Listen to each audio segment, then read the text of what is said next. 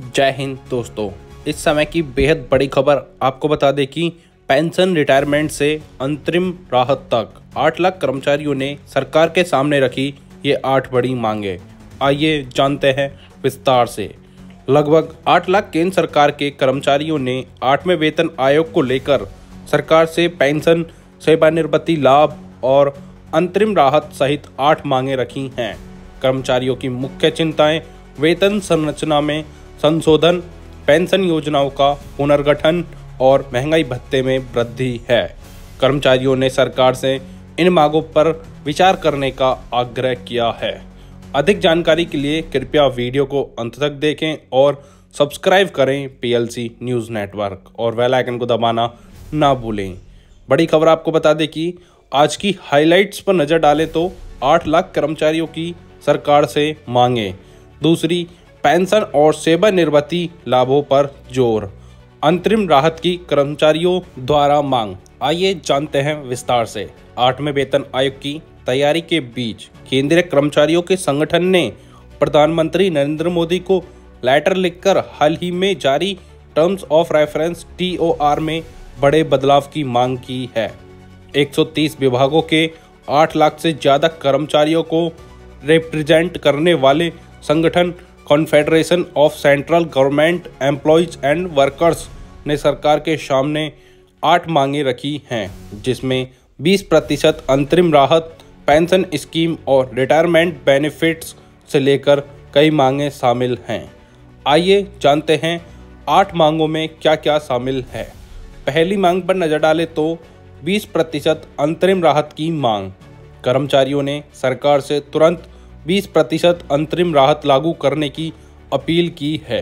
संगठन ने लेटर में लिखा है कि 8th CPC के गठन और उसके लागू होने में देरी हो रही है, इसलिए 20% अंतरिम राहत तुरंत दी जाए ताकि महंगाई और देरी से हो रहे नुकसान की भरपाई हो सके और 1.2 करोड़ केंद्रीय कर्मचारियों का मनोबल बढ़े। आइए दूसरे मांगों पर नजर डालें तो TOR में लागू होने की तारीख जोड़ी जाए। संघ ने मांग की है कि 8th CPC की सिफारिशें 1 जनवरी 2026 से लागू होने का उल्लेख टर्म्स ऑफ रेफरेंस में जोड़ा जाए। संगठन ने लेटर में लिखा है कि यह स्वाभाविक और उचित है कि 8th CPC की सिफारिशें 1/1/2026 से ही लागू हों। कृपया इसे TOR में शामिल किया जाए। आइए तीसरी मांग पर नजर डालें तो अलग अलग पेंशन स्कीमों में पेंशन संशोधन शामिल हो।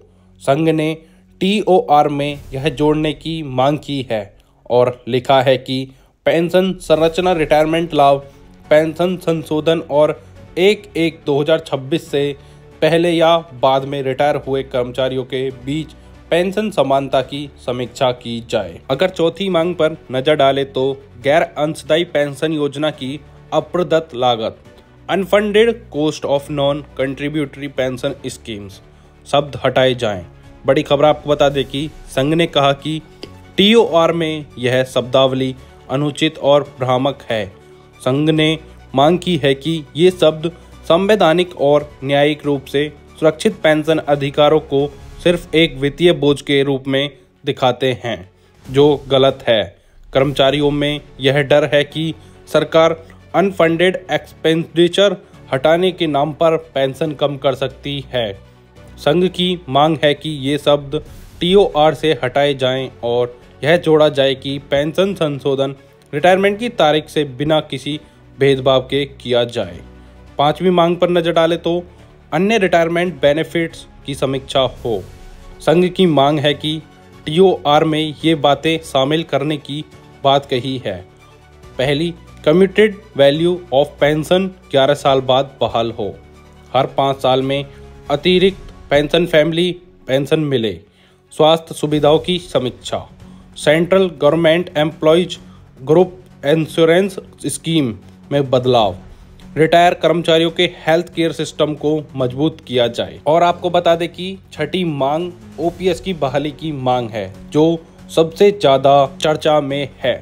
लेटर में लिखा गया कि लगभग 1 लाख कर्मचारी NPS से UPS स्कीम में आए हैं, लेकिन वे इससे संतुष्ट नहीं हैं और पुरानी पेंशन योजना भी चाहते हैं। 8th CPC के TOR में OPS की समीक्षा और इसे लागू करने की मांग शामिल की जाए। आइए जानते हैं 7वीं मांग के बारे में।